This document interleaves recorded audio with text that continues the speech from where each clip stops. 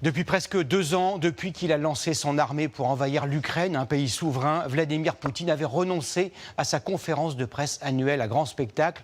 Aujourd'hui, il a renoué avec l'exercice, acceptant de répondre à une question du correspondant de TF1 et de LCI. Écoutez leur échange, Jérôme Garraud, Bastien Auger et Gilles Parot.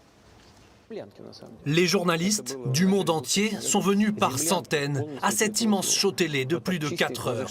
Beaucoup de questions sont triées à l'avance, mais comme pour montrer qu'il n'a pas peur, Vladimir Poutine désigne aussi quelques journalistes au hasard, dont nos envoyés spéciaux. TF1, c'est une télé française. C'est la première fois depuis le début de la guerre qu'il répond à un média français. Vous avez été longtemps en contact avec Emmanuel Macron. Que pensez-vous de la France et de son président aujourd'hui? Avez-vous prévu de le rencontrer à nouveau?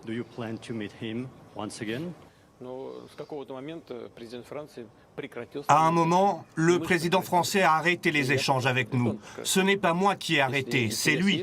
S'il y a un intérêt de la France, nous y répondrons. S'il n'y en a pas, nous nous en passerons. Ce soir, l'Élysée refuse de commenter ces propos. Emmanuel Macron est à Bruxelles pour un sommet sur l'Ukraine, justement. Parler à Poutine aujourd'hui ne permettrait aucune avancée, juge le président depuis plusieurs mois.